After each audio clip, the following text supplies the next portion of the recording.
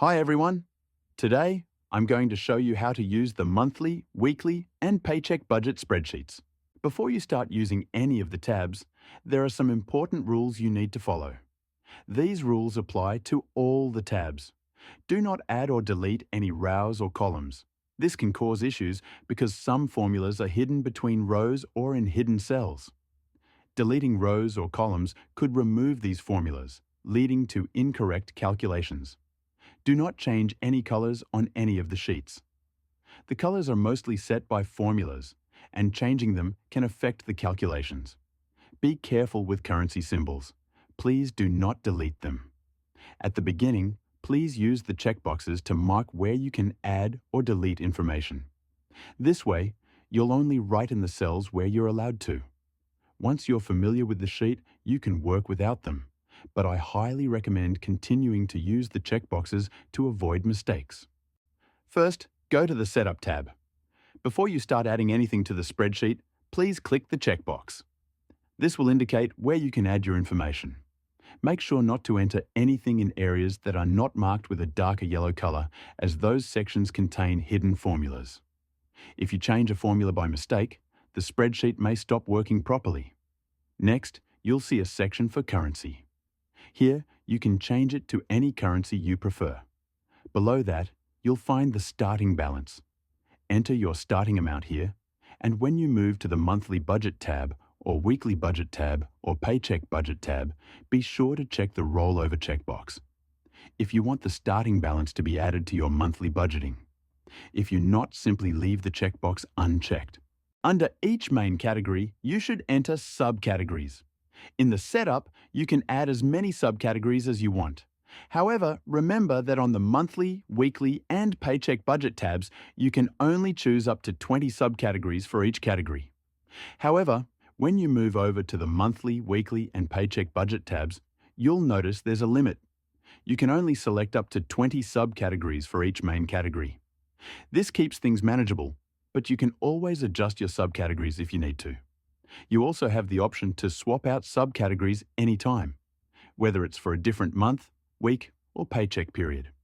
So, if your priorities change, or if a certain expense needs to be added or removed, it's easy to make adjustments. If you have two subcategories with the same name, even if they are in different categories, the sheet will highlight them in red, prompting you to change one of them. If you do not make this change, it will affect the sheet's calculations, especially if the subcategories are in any of the budget tab. For example, if you already have a subcategory named Car and you recently added another subcategory called Car, the sheet will highlight this duplicate.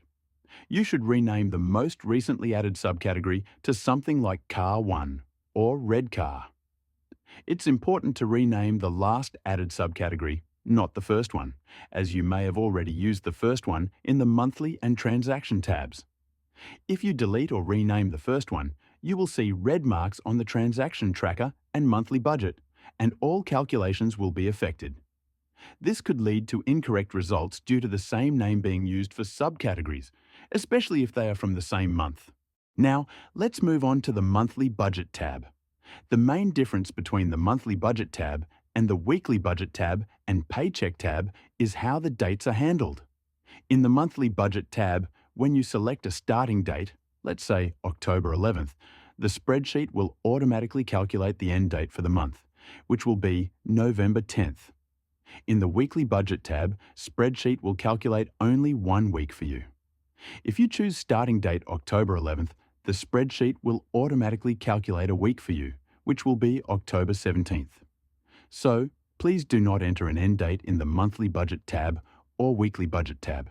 It will be calculated for you. However, in the paycheck budget tab, you can select both a starting date and an end date. The important thing to remember is that the date range cannot exceed 1 month. If you exceed the allowed date range, you will see a message appear. Simply click the OK button and then adjust the end date to stay within the 1-month period. Before you begin editing anything, I recommend duplicating the sheets. This way, if you have any major changes next month, like adjusting budgets or adding subcategories, you'll have a backup to refer to. Rename the sheet to keep things organized. after you can hide the duplicate sheet if you don't want to see it.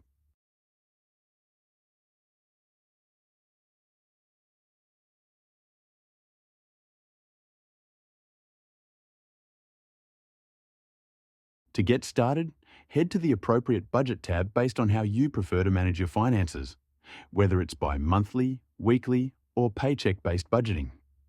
If there are other spreadsheets you're not using, you can choose to hide them for a cleaner view. This step is optional and not necessary for your budgeting process. I will use monthly budget as an example. Select the starting date, the end date will be calculated automatically. If you're using budget by paycheck, choose starting date and the end date. Next, use the drop-down menus to select subcategories for each main category.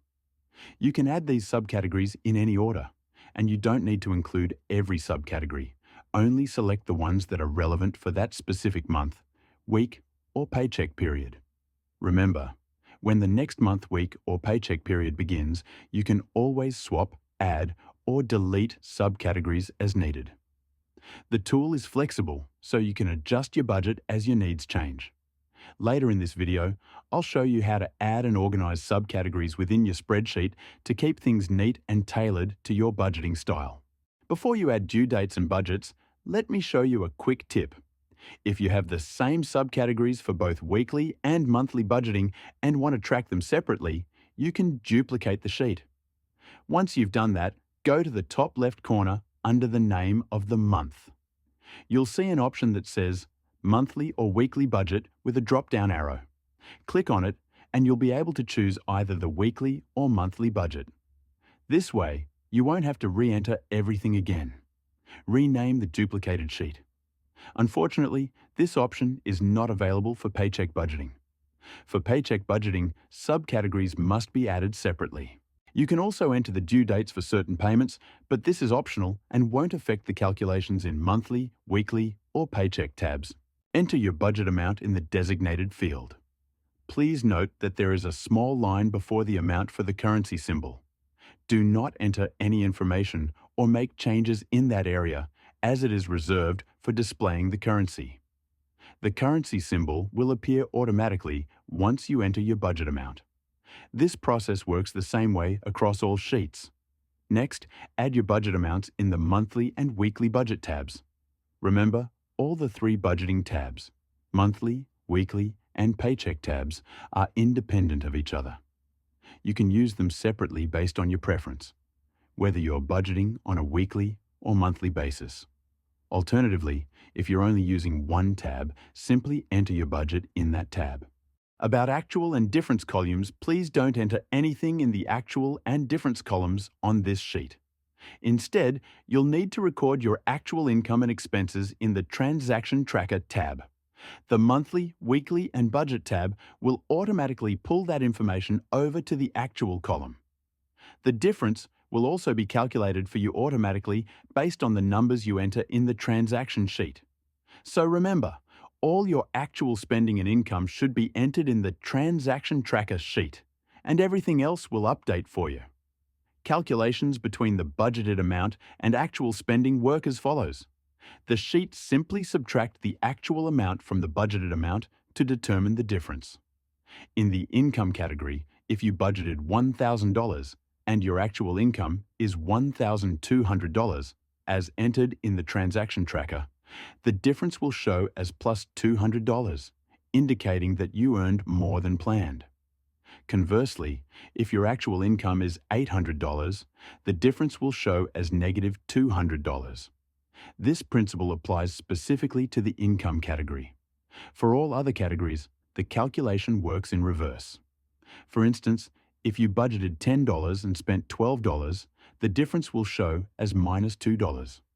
Conversely, if you budgeted $12 and spent $10, it will show as plus $2. Next to some categories, you'll find checkboxes. You can check these off after you've paid certain expenses. This acts as a helpful reminder, but it won't affect any calculations in this or any other spreadsheet. At the end of the month, you'll need to uncheck the checkboxes manually. Here's a quicker way to do it. Uncheck and highlight the first checkbox, then look for the small dot in the corner. Drag it down, but do not drag over the total row at the bottom. If you accidentally drag past it, an error will appear. Just cancel it and drag the selection down to the last row before the total row, and all checkboxes will be unchecked. You'll need to repeat this process 4 times. Remember, do not drag all the way down at once, as this may disrupt hidden formulas. To delete information on the Any Budget tabs, remember that you can only delete entries marked with a dark yellow color. To identify the information you can delete, simply check the checkbox on the setup sheet. Any information that isn't marked with a darker yellow color cannot be deleted. It will disappear if you delete information from the marked row. Be especially careful with the debt section, as it is also marked with yellow, but the color is slightly lighter than the deletable sections. Important, you cannot highlight the entire row and delete it due to the currency sign.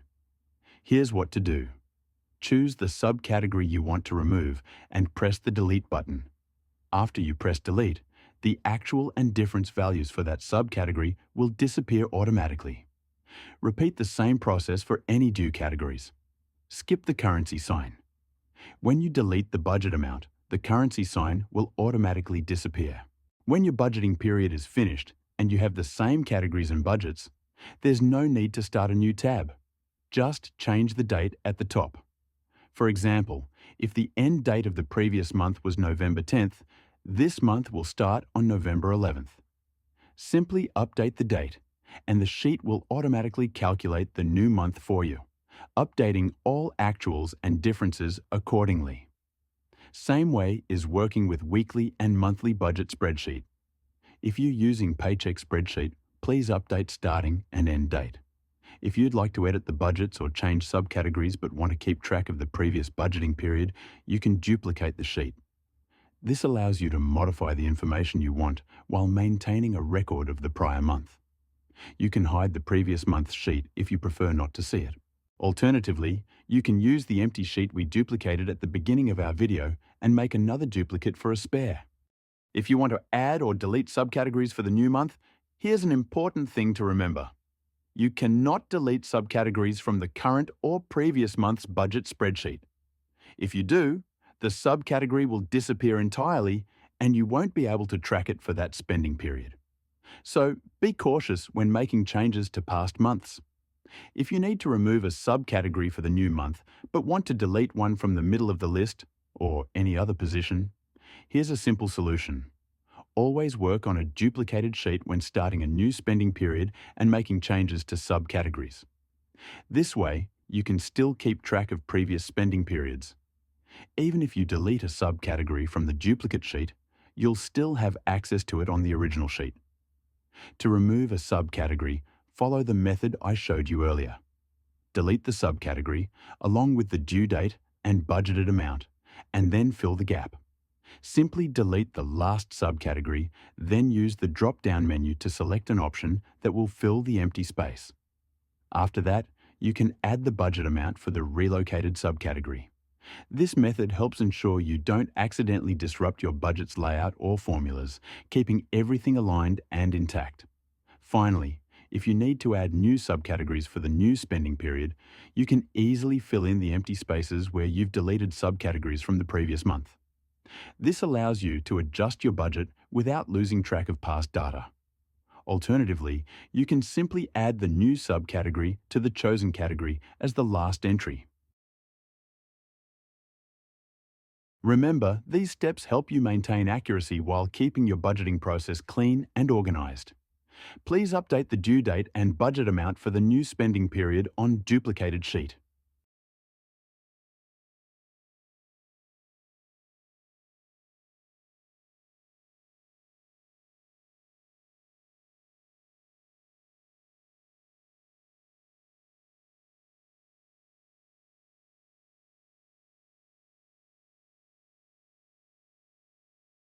If you accidentally delete a formula or change information on any of the sheets, don't worry. You can easily revert your changes. Use the undo arrow. At the top of the screen, you'll see an arrow icon. Click it to go back a step. You can continue clicking it to go back multiple steps if needed. Keyboard shortcut. Alternatively, You can use the shortcut command +Z on Mac or Control+Z on Windows to undo your last action. It's important to know that if you close the page or reload it, the undo function will not work. The back button can only revert actions from the current session while you were entering information. Once you refresh or close the page, those changes cannot be undone. If you click the rollover checkbox, any leftover amount from the previous spending period, which was $2,384.25, will carry over to this sheet. If the checkbox is unchecked, the rollover will be $0 and nothing will be added to this sheet. Let's move to Transaction Tracker. At the top, you'll see the Analytics board, where you can easily pick a starting date and the end date. It will display your total spending for the selected period, along with a summary of your total income and all your expenses, including debt, savings, bills, subscriptions, and expenses. You'll also find a breakdown for the chosen period, giving you a clearer picture of where your money goes. Next to that, there's a daily spending breakdown, which helps you see exactly when your money is being spent. If you scroll down, you can access the top 20 expenses analysis, followed by a ranking of your expenses from highest to lowest for the selected time frame. As you scroll down, you can add your spending or income. Select the date from the calendar by double-clicking on the cell. Next, enter the amount. Please avoid entering anything in the narrow line, as it's reserved for the currency symbol. To enter a decimal amount like $60.76, type the whole number, first 60, then use a dot, not a comma, and finally type the decimal part, 76. You'll also need to choose a category and subcategory for your entries. Additionally, there's an option to add comments if you'd like to provide more details about your transactions. Sometimes, when you select the date, enter the amount, and choose a category, you might see false instead of the subcategories. Don't worry, this just means your sheet is processing. If you see a blue line loading in the right corner, it indicates that the sheet is analyzing information or adding up values. You can click somewhere else and then open the drop-down menu again to see the subcategories. Let's discuss how to delete incorrect information or transactions that were entered by mistake. You cannot select the entire row and delete it. Instead, follow these steps. First, click on the cell with the date and delete it. Second, select the amount. Click on just the number, not the currency sign, and delete it. Next, select category, subcategory, and notes one by one, and delete the information as well. If you're missing data in any of the budget tabs, I've set up a warning message for any missing subcategories. For example, if you add an entry to the transaction tracker for $100 spent on October 25th for saving for new furniture and another $100 on November 1st for paying off debt, credit card too, you'll notice a warning sign next to the savings and debt categories in the monthly budget tab. Now, let's move to any of the budget tabs. You'll see a small star next to the category if there is a missing subcategory for the selected time frame. This indicates that a subcategory has not been added. When you scroll down, you'll find details such as the date, amount, category, and subcategory information that was added in the transaction tracker but not yet included in the budget tab. Until you add this subcategory to the budget tab, it won't affect any calculations on that sheet, but it will impact the charts. Let's move to 50-30-20 tab. This tab is optional to use. At the top, choose starting and end date. Next, scroll down to find the percentage breakdown section. Here, you'll enter your percentages for needs and wants. It's important how you enter the percentage. First way is click only once. With your mouse, do not delete anything, just enter the amount. Second way is you double-click and move your cursor in front, or the percentage sign. After, delete the number and enter your percentage. Important, do not delete percentage sign. If you do, the formula will disappear. If you did as you remember, just undo, and formula will come back. The totals for savings plus debt will be calculated automatically based on your inputs. Do not enter there anything. Important, if your combined needs and wants exceed 100%, the savings and debt section will prompt you to adjust your percentages. Make sure the total for needs and wants is equal to or less than 100%. Actual percentage and amount breakdown will be calculated and filled up automatically, so enter information only into goal percentage breakdown. And amount breakdowns will update automatically as you enter your data. Remember, you should never enter data directly into the savings and debt fields. Always input your information in the Needs and Wants section. Allocate your needs and wants. After you've set your percentages, scroll down to allocate your needs and wants according to your budget. Just choose to each category from drop-down menu, want or need. If you choose wants to some subcategory, let's say want, and you want to track down its have to stay as want. If you will change it from wants to needs, then in all the months which you will track back, it will show always in needs. Debt, savings and income don't have to be allocated. It's automatically transferred.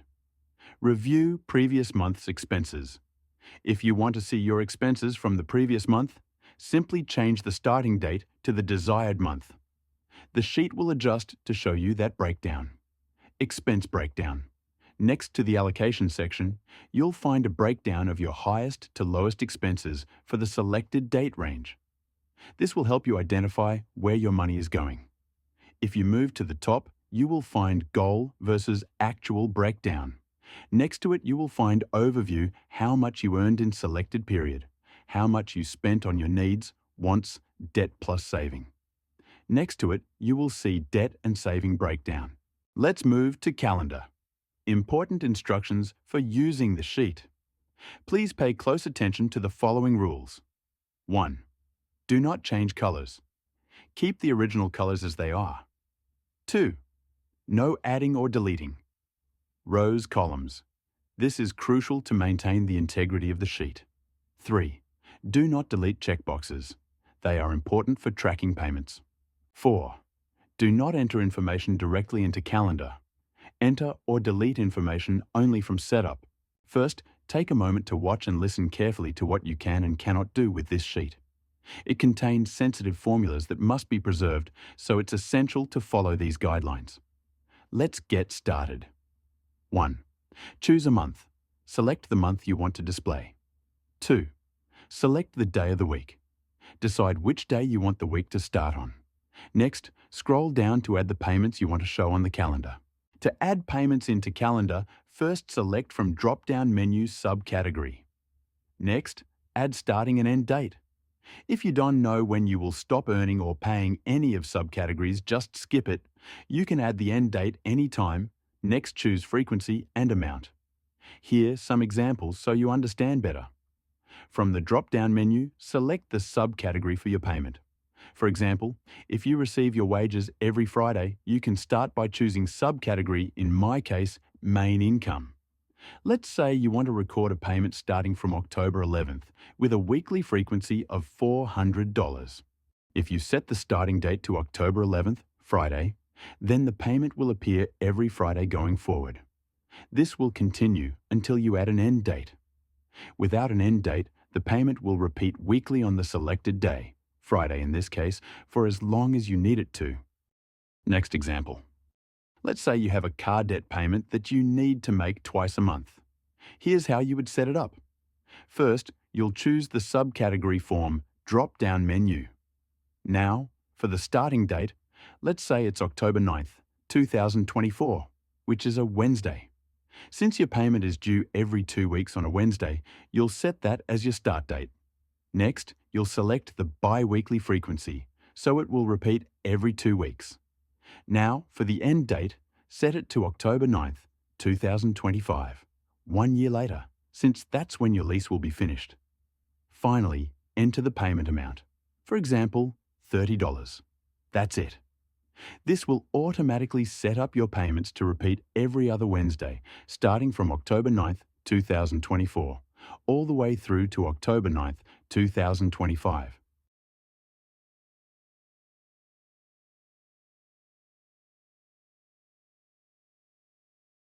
Next example. If you have a monthly payment, let's say for Netflix, select the subcategory for your payment.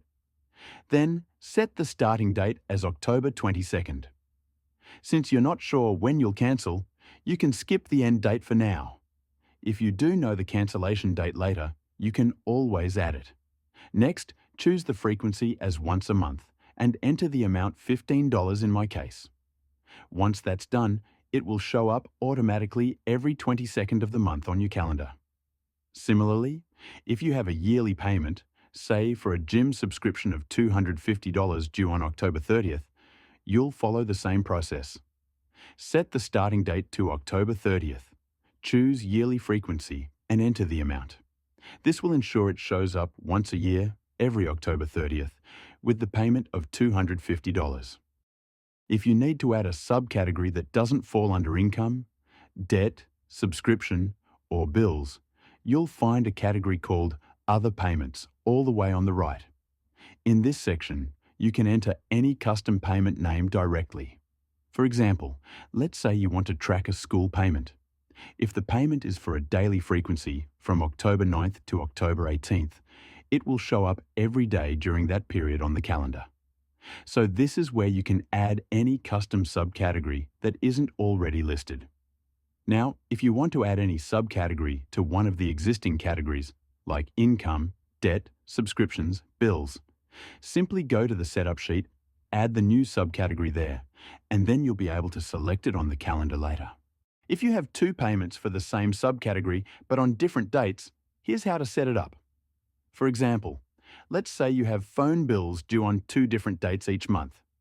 You'd select the subcategory, in this case, phone, twice. Once for the 12th of October and again for the 24th of October, add frequency monthly and amount. By doing this, the payment will show up automatically every month on both the 12th and the 24th of each month. Now, I'll add a few more payments to the calendar and show you how the calculations work. Checkboxes will appear next to any subcategory listed on the calendar. When you check a box, the information on the left will be automatically calculated. On the left, you'll see Overview, how much you'll earn this month, but checkboxes do not affect the income category or the total to pay category. When you check the checkboxes, it will show you how much you've paid and how much is still left to pay. Under the Overview, you'll see a Bills Overview. At the top, you'll see the total amount to each category that needs to be paid this month. Below that, you'll see how much has already been paid, which is calculated by the checkboxes. On the far right, you'll also see the weekly totals for what's have to be paid. Checkboxes don't have influence on this amount. It just shows how much you have to pay this week, excluding income. Under the Bills Overview, there's a Notes section where you can add and delete information as a reminder. Just note that these notes won't show up on the calendar. It's for your reference only. You can add and delete them anytime. If you change the month, the checkboxes will remain checked in the same spots. So before you switch months, make sure to uncheck them. Also, please be patient when changing the month or the day of the week from which the week starts. In the top right corner, you'll see a blue loading bar while the system recalculates all the formulas. Make sure to wait until it's fully loaded before making any changes. Do not close or reload the page during this time.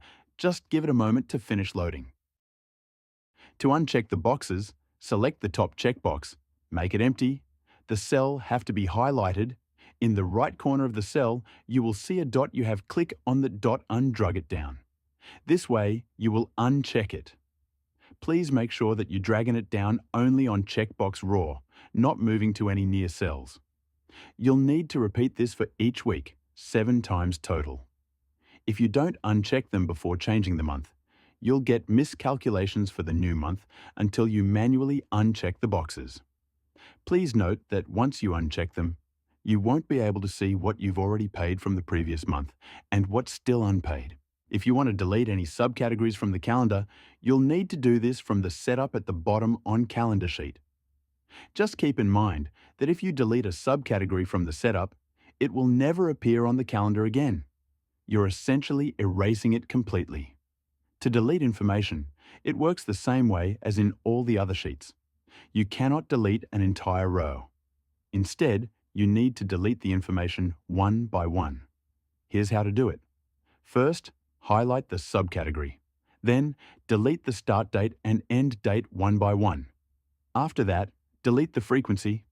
Finally, skip the currency symbol and delete the amount. This ensures that the data is completely removed without affecting the rest of the sheet.